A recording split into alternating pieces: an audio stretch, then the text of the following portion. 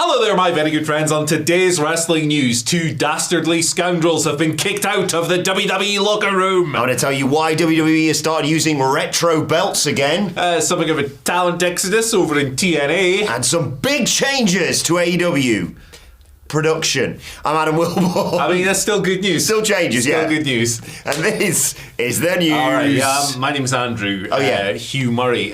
So, let's kick this one off. Look, we've been covering all this New Day stuff, and you guys seem to really like it, so we're just going to keep on rolling on the news, even though it's all kayfabe. But those dastardly scoundrels, I would say two of the dastardliest, scoundrelist men of all time. Two of the biggest dastards in wrestling. How dare they, Kofi Kingston and Xavier Woods. They got kicked out of the locker room last night. By locker room leader Rey Mysterio. Yeah, Rey Mysterio said, off you go, boys. We don't want you in here. Not in my locker room unless you great beer for the boys. Yeah, we're not to make our land tears go away. We'll forget about Big E if you bring us some beer. This is, of course, the famous Rey Mysterio accent. That is how Rey Mysterio talks, as we all know. Spoken with a thick I will hit you, sir, with a 619. He's also Benoit Blanc, Rey Mysterio. Watching that again over Christmas. It's really good. Especially the first one is so cozy. Goated, innit? And the second one's great too, but the first one is like a warm night in a little glass of your favourite spirit. It's Knives Out we're talking about, by the way, in case you're unaware. Yeah. But the knives were out for Kofi and Xavier nice last segue. night. They had a backstage segment where they were walking towards the locker room. They were both dressed immaculately, by the way. Xavier had this fleece thing. It was amazing. But they knocked on the door, let us in. Rey Mysterio comes out and goes, "Not tonight, guys." He basically said that it wasn't just him who had the problem with them, it was everybody in the back and it would be better if they found somewhere else to change and hang out for the night. Kofi said that it was almost like nobody had our backs anymore after 10 years sharing the locker room, and it's like, you were mean to Big E. Yeah. We don't want you here anymore. The line. Kingston said that Rey was supposed to be a locker room leader and that he should do something about this. Rey said they crossed the line. You should find somewhere else to change. Woods was like, we don't want to share a locker room with you anyway, and they took their toys and went home. So they've been on quite the arc, quite the voyage over the past couple of weeks. They of course turned heel on Big E, which nobody saw coming. No. And we all saw one of them turning heel on the other one, not them both ganging up on poor Big E and his broken neck, the poor guy. And then last week they had the in-ring segment where it was structured so that they were booed out of the ring and all that. There was some sweetening going on, but whether or not that impacts your enjoyment is up to you. So you don't care, you do care. Hey, whatever. Who gives a F? Just stop fighting with each other, please. It's Christmas. Yeah, stop fighting. Yeah, I mean, I don't think the New Day, these rascals, I don't think they were invited around to Tiny Tim's house for the big turkey roast. No, exactly. They told Tiny Tim to piss off. What's Tiny Tim's? Bob Cratchit. It's Kermit the Frog. Yeah, that's my memory. Miss Piggy beat the crap out of them on the doorstep. I love that film. That's the best Christmas film. It's right up there for me. Yeah. It's got Michael and Michael in it. Ooh. There, it's great. It's great. Michael and Michael. Ooh. Doomed. Wilborn, you're doomed to be the Dudley Boys. That's what they are. Yeah. Look, great stuff. This yet again. I'm loving this storyline with the New Day. When did they have their first match as heels? Netflix debut? That'd be cool. You're saying up big things for that show, of course. Yeah, they should just it would be really good if they were just complete assholes to Akira Tozawa, I notice. That feels like the perfect match, doesn't it? Although Tozawa has Chad next week one-on-one, so maybe they'll do something else. But yeah. That's obviously not the 6th of January. They can do whatever they want. But so what have we got on that show now? Tribal Combat and Seth versus Punk. Yep, that's right. The Rock showing up probably. The politicians are politicianing all over WWE's locker room at the moment. Or as Sid said it, getting the mid-carders out of the way for Punk and Roman. Hey, listen, Punk knows that before he gets to the WrestleMania, he needs to go through a 3.5-star match with Seth Rollins. That's how it works. By the way, back to this story, I want the New Day to have their own personalised evil New Day locker room next week. Ooh, that'd be cool. Like evil unicorn horns. Yes. Instead of playing nice games on the PlayStation, they fired up that Resident Evil one that we played with the little kid in your wife is you're in a house. And shout out to Scott and Si who made us play scary video games on the WhatCulture gaming channel. Go and check it out. It's a Christmas gift to all of us, except for us two. And if you want to get yourself or a loved one a Christmas gift, hey, check out our brand new merch store. The link is right down there below this video, by the way. You can see a nice array of products, but hey, look, we got all kinds of things. Everything you see on the banner behind us and more. Yellow, purple, white, black stuff. We got we got 2 shades and 2 colors of merch because that's our color scheme. That's how branding works. Global shipping, quick shipping as well. I don't know what the Christmas deadlines are shipping wise, but check it out. Phil's in today, we'll ask him. Yeah. I'll phone him. Hello, boss, the big boss man. He's just like the big boss man, isn't he? A big boss man from back in the day, just like old belts, Andy Murray. Segue. Obviously, we saw the Winged Eagle at Saturday night's main event, and WWE enjoying using these retro belts. Apparently, planning to use them a lot more. Andrew Zarian has been told by a WWE source that replica belts will play a big part.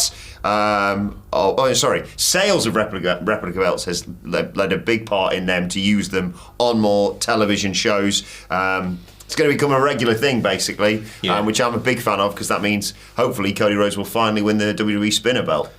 Well, it's retro to me. I was just thinking with John Cena coming back and doing a retirement tour, he's definitely going to do something with a spinner belt. Yeah. 100%. And they're going to sell that son of a gun on TV. Big gold, maybe. Maybe we'll get some big gold action. That'd be nice. Maybe some old Intercontinental titles. Stuff I like that. the fact that the new tag titles are very akin to the old tag titles on SmackDown. Yeah, it's good. There's more synergy than before, I would say. Yeah, I don't know, like, people cannot decide how they feel about this sort of thing sometimes, can they? Sometimes they're like, yeah, I want all these old belts back, and they're like, I don't like it looks weird on Cody's waist or whatever. Do you think Hamlet's got a theory that Kevin Owens is going to smash up the Winged Eagle with a hammer? Oh yeah, he's an asshole. Yeah, so he's going to do that. He's being, he's right, but he's an asshole as well. You're not wrong. You're just an asshole. I think that's all. I mean, he'd get a bigger pop out of me if he smashed up the current belt. To be honest, that thing looks absolutely horrendous. But I realise why they have them. It's the logo is good branding. Like you go on Jimmy Kimmel and you sit there. No one's going, is that a boxing belt with the WWE logo? No, they know straight away. They send it to Kansas City Chiefs when they're in the Super Bowl, things like that. Oh, same colours, Kansas City Chiefs. Are they red and yellow? I think so. Yeah, I think they are. I don't know. I think you got that one right. I always prefer the Baltimore Bastards.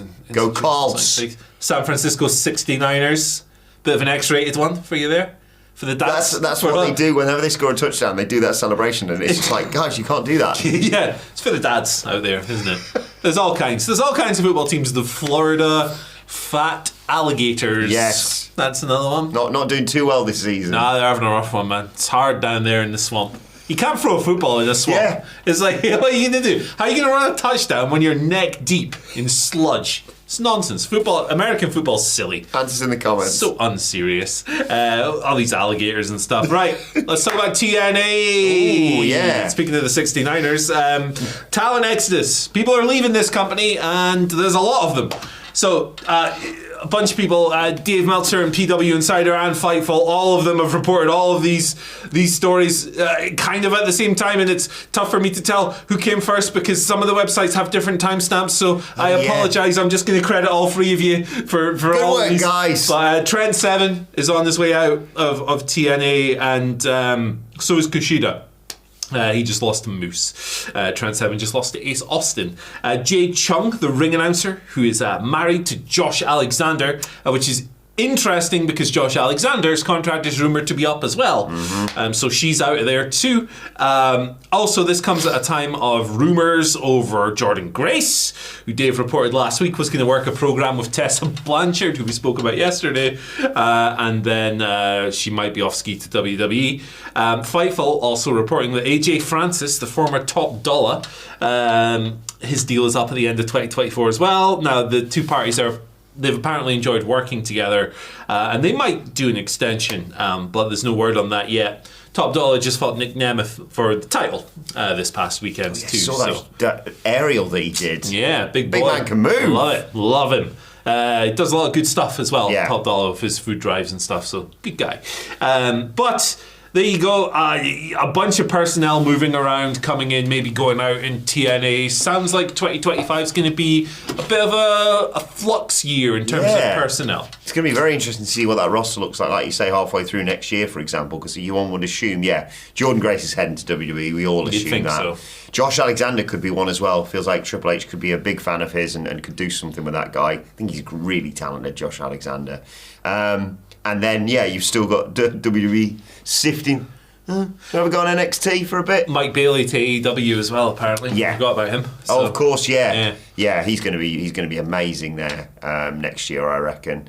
And Joe Hendry's going to be in the Rumble at the bare minimum. I don't know what his contract status is, but he's got one foot out the door potentially as well. He's got a world title shot coming up. I was about to say, he could win a world title, and that's going to make him stick around hopefully for a little bit longer in TNA. But he's in the Rumble. 100% he's going to be in the Rumble. Yeah, don't bet on it, because I would not like to be responsible for you losing money, but maybe bet something that doesn't don't bet at all, actually. Gambling's bad. Yeah, well, we've got some great reporting there, but I'm the only professional wrestling journalist in the game, and I tell you, put your house on it. Yeah. And feed children to your prime. That's what you say, isn't it? Yeah, something along those lines. Feed prime. But best luck to all those people animals heading out to TNA. It's going to be very interesting to see where they end up and what TNA looks like next year. Yeah, absolutely. Right. They got Tessa Blanchard now, so, at least their PR's doing well. Good grief. Sorry. Let's talk about AEW, because there are some big changes coming. As Dynamite is going to be simulcast on Max next month. Yep. According to Fightful Select's Sean Ross Sapp, yet again with some great reporting, we can expect some production changes when AEW starts doing that simulcast next month. I've had issues with AEW production in the past. It is frustrating that after 5 years they still sometimes can't do the basics right, but sometimes these production changes are really exciting and just jazz up the show a little bit, and I think they need that shot in the arm. Yeah, it does. I hate both major companies' production for different reasons. I hate WWE's because it feels like I'm watching a visual interpretation of an Imagine Dragons album. There's just no grit, there's no edge. It's so shiny and safe and clean and polished and super colourful. And then I watch AEW and it looks like a washed out piece of junk sometimes. And I'm like, I can't hear you. Yeah, I can't hear what's going on. The camera cut away during an amazing spot. They both got, in my opinion, they've both got things that I don't like, right? I would say that if you were to judge it objectively, WWE's a lot better at it, but subjectively, I think they both suck. So I would be glad if they both changed. AEW, I think, needs a big upgrade. I think AEW would benefit from making it look less video LED wall-y and less glossy. I know that's an oxymoron when sometimes it looks like it's filmed on a potato with no colour.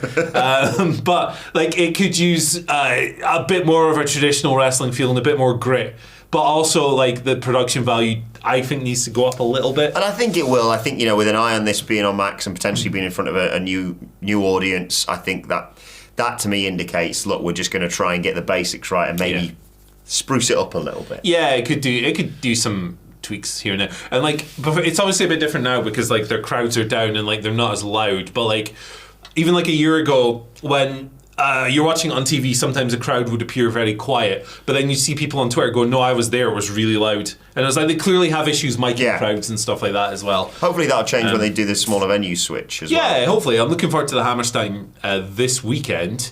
I think Dynamite airs next. Yes, it's taped for. Yeah, because they weren't going to do a live one on Christmas Day. Lazy bastards. Get some work done. We're finishing on Friday, but get some work done. Running from the grind, is it? I mean, the Fed shut down yesterday, so Cody Rhodes has got a hurty neck for the whole festive period. Oh, I've got a little boo-boo. I have to take the holidays off. I'm Cody Rhodes. Reminds me of an ex-Chesterfield player who will remain nameless, I'll tell you afterwards, who always used to get sent off around this time of year and then would say, oh, God, 3-match suspension. Well, see you in January, lads. Yeah, not a bad way to do business, Chesterfield's the best. Business. Good worker. Yeah. That's me. But yeah, there you go. Let us know what you think of production values in the comment section below. And the spy rights. Yep, and Spyro the Dragon. Tell me who your favourite dragon is in the comment section below. Who's your favourite dragon? What's the one from Game of Thrones who melted the big throne? Oh, the Drogon? Is it? Drogo? That's Khal Drogo. Right. He's the Dothraki guy. Been a while since I watched the show. He gets whacked in like early Spoilers. season. Yeah. Oh no. 15-year-old TV show. I tell you what's not old though. What's that? This video right Oh, here. boom! It's Brand spanking new. It's brand new, but not the band because he's very cancelled. I'm afraid. But like, yeah. There you Check go. this one out. What video? What a morning we've had here. Click it. My goodness.